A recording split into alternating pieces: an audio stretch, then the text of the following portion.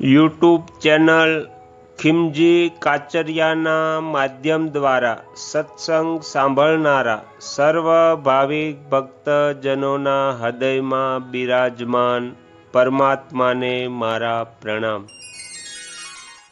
આજે આપણે શ્રીમદ ભગવદ્ ગીતાના 3જા અધ્યાયના 38મા શ્લોકનું વિસ્તારથી વર્ણન સાંભળીશું।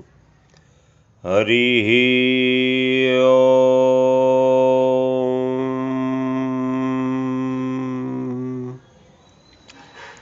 38મા શ્લોકનો અનુવાદ છે, જેવી રીતે ધુમાડાથી અગ્નિ અને મેલથી દર્પણ ઢંકાઈ જાય છે, તથા જેવી રીતે ઓરથી ગર્ભ ઢંકાયેલો રહે છે, તેવી જ રીતે તે કામના દ્વારા આ જ્ઞાન વિવેક ઢંકાયેલું રહે છે। હવે આપણે 38મા શ્લોકનું વિસ્તારથી વર્ણન સાંભળીશું। જેવી રીતે ધુમાડાથી અગ્નિ ઢંકાયેલો રહે છે, તેવી જ રીતે કામનાથી મનુષ્યનો વિવેક ઢંકાયેલો રહે છે, અર્થાત સ્પષ્ટ પ્રતીત નથી થતો। વિવેક બુદ્ધિમાં પ્રગટ થાય છે। બુદ્ધિ 3 પ્રકારની હોય છે, એક તો સાત્વિક, બીજી રાજસી અને ત્રીજી તામસી।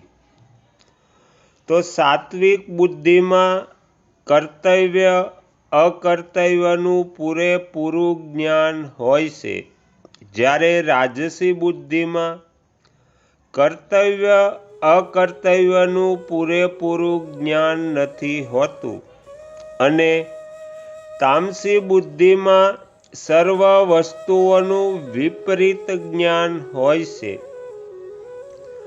કામના ઉત્પન્ન થતાં સાત્વિક બુદ્ધિ પણ ધુમાડાથી અગ્નિની જેમ ઢંકાઈ જાય છે। પછી રાજસી અને તામસી બુદ્ધિનું તો કહેવું જ શું। સાંસારિક ઈચ્છા થતાં જ પારમાર્થિક માર્ગમાં ધુમાડો થઈ જાય છે।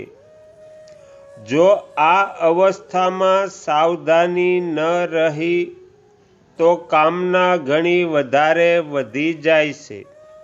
કામના વધતા પારમાર્થિક માર્ગમાં અંધારું જ થઈ જાય છે।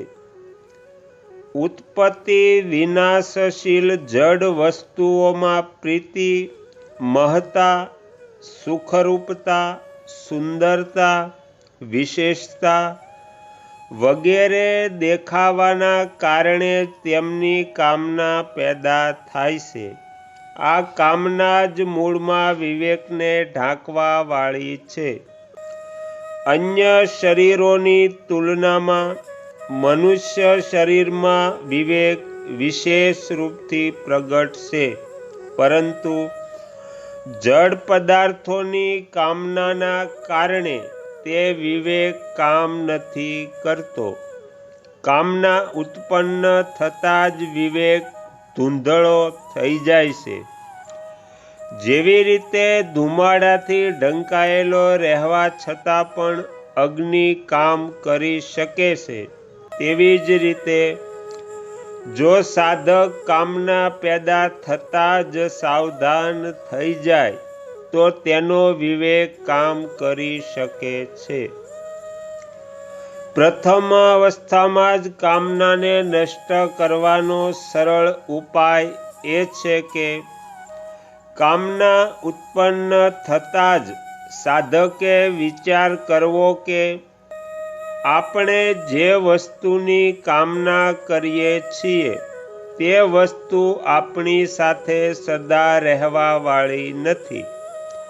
તે વસ્તુ પહેલાં પણ આપણી સાથે ન હતી અને પછી પણ આપણી સાથે નહીં રહે, તથા વચમાં પણ તે વસ્તુનો આપણાથી નિરંતર વિયોગ થઈ રહ્યો છે.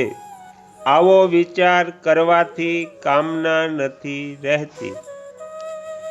જેવી રીતે મેલથી ઢંકાઈ જવાથી દર્પણમાં પ્રતિબિંબ દેખાવાનું બંધ થઈ જાય છે, તેવી જ રીતે કામનાનો વેગ વધતા હું સાધક છું, મારું આ કર્તવ્ય અને આ અકર્તવ્ય છે એવું જ્ઞાન નથી રહેતું.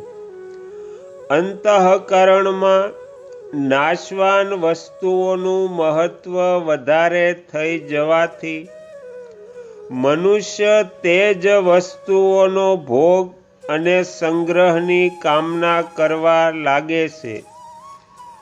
આ કામના જેમ જેમ વધે છે તેમ તેમ જ મનુષ્યનું પતન થાય છે. વાસ્તવમાં મહત્વ વસ્તુનું નહીં, પરંતુ તેના ઉપયોગનું હોય છે. રૂપિયા, વિદ્યા, બળ વગેરે પોતે કોઈ મહત્વની વસ્તુઓ નથી, તેમનો સદઉપયોગ જ મહત્વનો છે.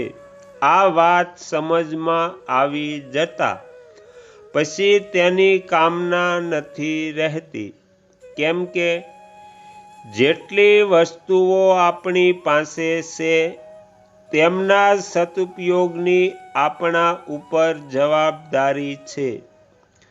તે વસ્તુઓને પણ સદુપયોગમાં લગાડવાની છે. પછી અધિકની કામનાથી શું વળે? કારણ કે કામના માત્રથી વસ્તુઓ પ્રાપ્ત નથી થતી. સાંસારિક વસ્તુઓનું મહત્વ જેમ જેમ ઓછું થશે તેમ તેમ જ પરમાત્માનું મહત્વ સાધકના અંતઃકરણમાં વધશે. સાંસારિક વસ્તુઓનું મહત્વ સર્વથા નષ્ટ થતાં પરમાત્માનો અનુભવ થઈ જશે અને કામના સર્વથા નષ્ટ થઈ જશે. દર્પણ ઉપર મેલ લાગવાથી તેમાં પોતાનું મુખ તો નથી દેખાતું, પરંતુ આ દર્પણ છે એવું જ્ઞાન તો રહે જ છે.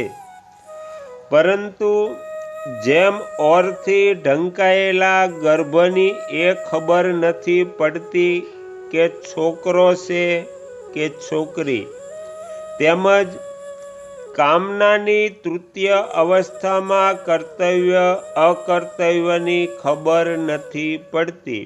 અર્થાત વિવેક પૂરી રીતે ઢંકાઈ જાય છે. વિવેક ઢંકાઈ જવાથી કામનાનો વેગ વધી જાય છે.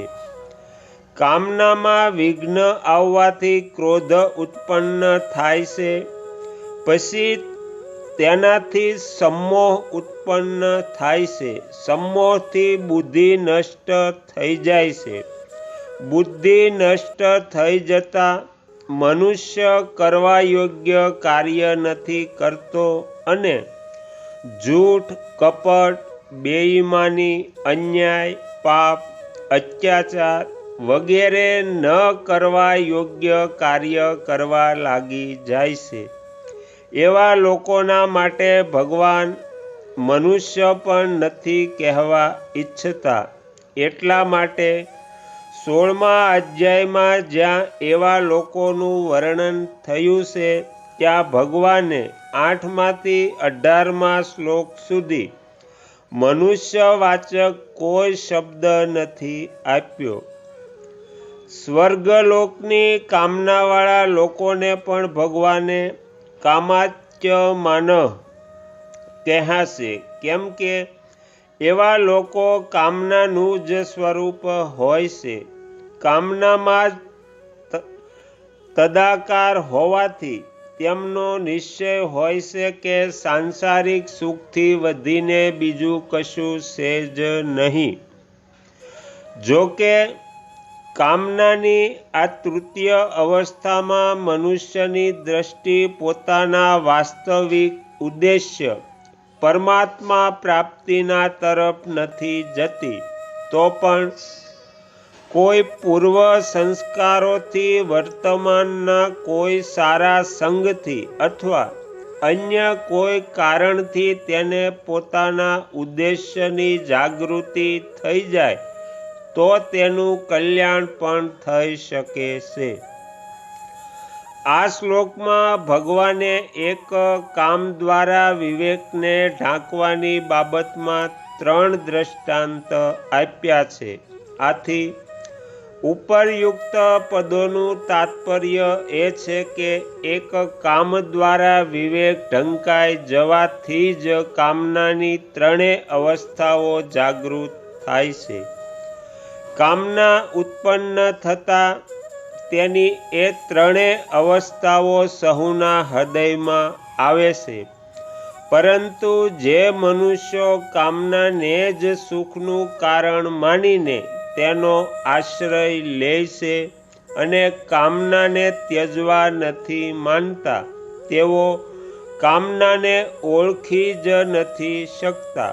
પરંતુ પરમાર્થમાં રુચિ રાખવાવાળા તથા સાધન કરવાવાળા પુરુષો આ કામનાને ઓળખી લે છે. જે કામનાને ઓળખી લે છે તે જ કામનાને નષ્ટ પણ કરી શકે છે.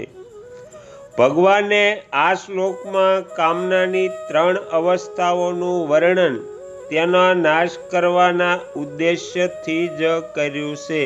તેની આજ્ઞા તેમણે આગળ 41મા અને 43મા શ્લોકમાં આપી છે. વાસ્તવમાં કામના ઉત્પન્ન થયા બાદ તેના વધવાનો ક્રમ એટલી તેજીથી થાય છે કે તેની ઉપરયુક્ત 3 અવસ્થાઓને કહેવામાં તો વાર લાગે છે, પરંતુ કામનાના વધવામાં તો કોઈ વાર નથી લાગતી. કામના વધતા તો અનર્થની પરંપરા જ થવા માંડે છે.